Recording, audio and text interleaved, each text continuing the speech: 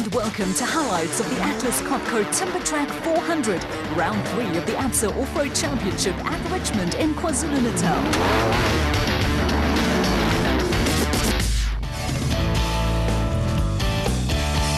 Off-road racing's affair with historic KwaZulu-Natal towns continued with the 2012 Atlas Copco Timbertrack 400 switching from the Battlefields region to Richmond, a town approximately 40 kilometers southwest of Pietermaritzburg, which was founded in 1850. Now a major timber, sugarcane, citrus and poultry area, the town was established by British Burn settlers originally from Bewley in North Yorkshire.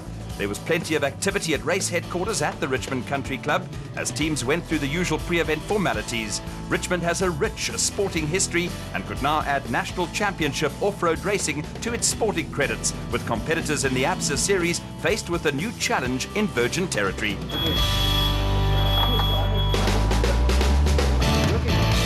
Atlas Copco sponsoring this event. We are really thankful for them sponsoring it.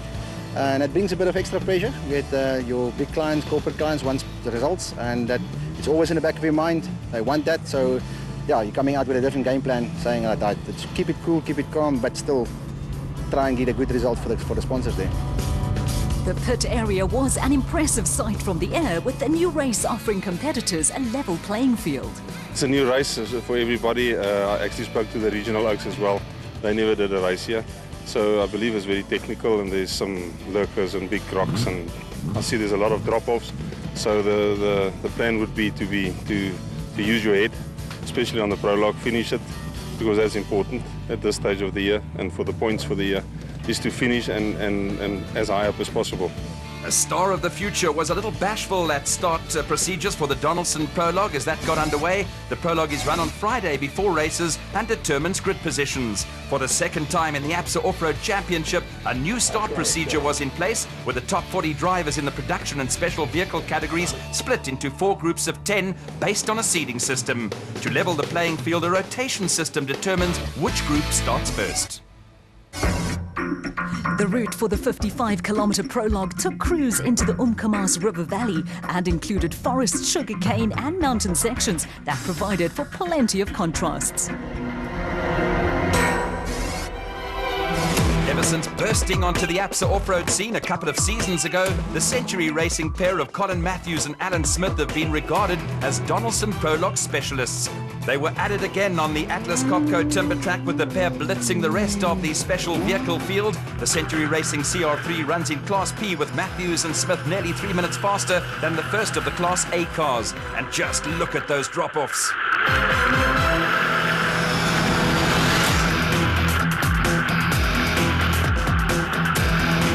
The husband and wife team of Marius and Yolinda Fourie were the first of the Class A cars in the PHP bat, but trailed Matthews and Smith by 2 minutes and 50 seconds. The Fouries were just 14 seconds ahead of championship leaders Johan van Staden and Mike Lawrenson, who were hoping to provide Atlas Copco with a win on their own event.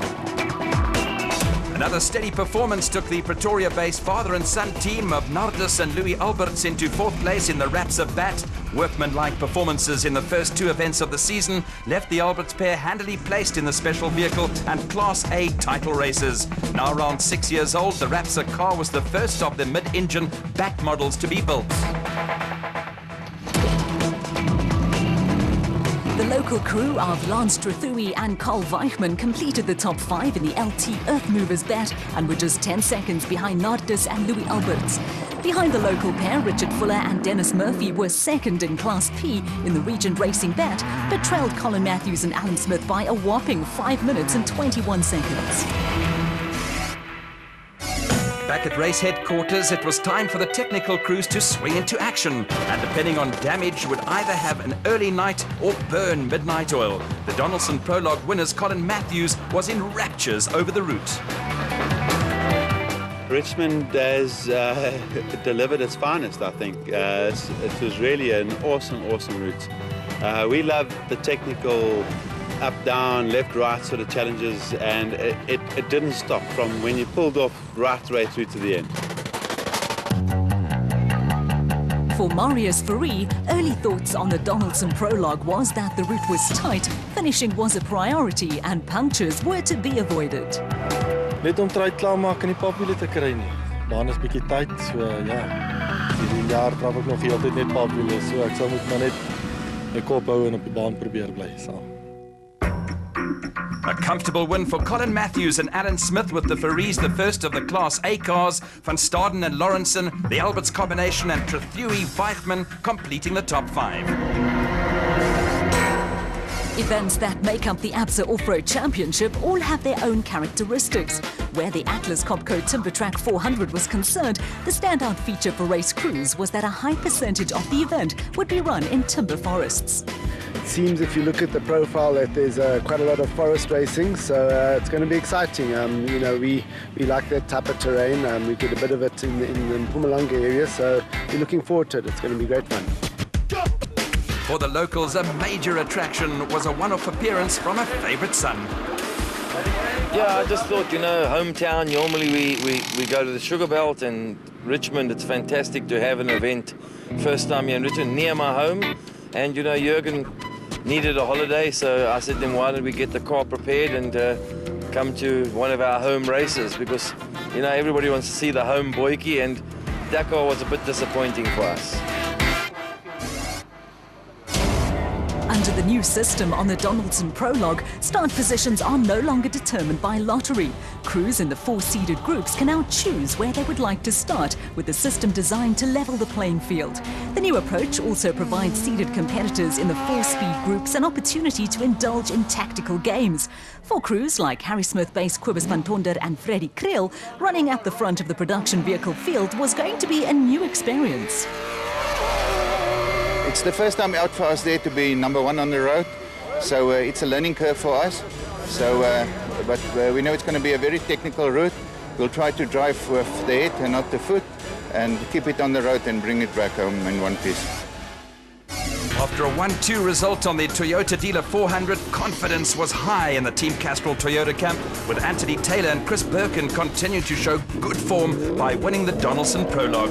The Castrol Toyota Hilux pair were in a third group to start and were quickly in amongst slower traffic from the special vehicle group ahead of them.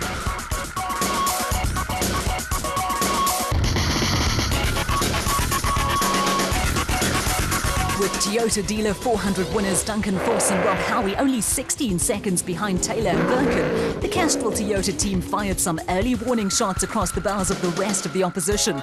Race cam action from the Toyota Hilux showed a top crew at home in their work environment.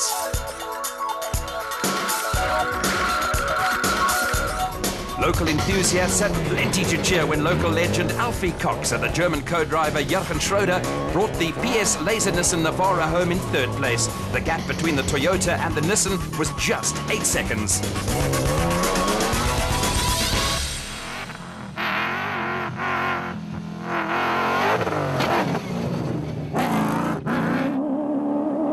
There was also some early encouragement for fourth place Gary Berthold and Ralph Pitchford in the Atlas Copco Toyota Hilux. Behind them, former South African champions Hannes Grobler and Henny Tersteege were being hampered by a misfire in the RFS BMW X3. Water seeped into an engine management sensor, and the pair were forced to stop and reset the computer.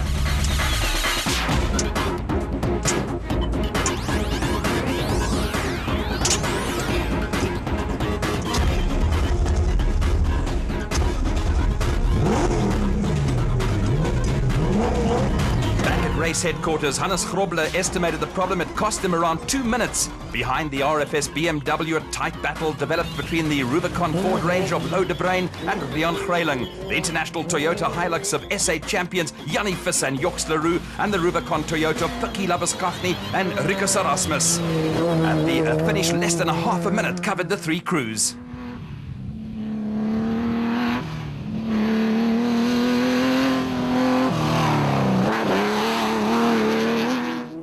Leading the Class D championship in the N1 4x4 Toyota Land Cruiser is good enough reason for Cliff Weichelt to keep commuting between Australia and ABSA Off-Road Championship events. Weichelt and Johan Smelberger had moved ahead of the Unifreight Ford Ranger of Cobus van Tonder and Freddie Kriel, who were also delayed with an engine problem. There were also problems for the second RFS BMW of Christian de Ploy and Henk Janse van Vieren, who were held up when they came upon the Forces BMW of Willem Vos and Rudy Balzac. A A clean run saw championship leaders Dirk Pitter and Koos Claessens comfortably lead the Class E contingent in a Toyota Hilux, with the pair looking for a third win in a row.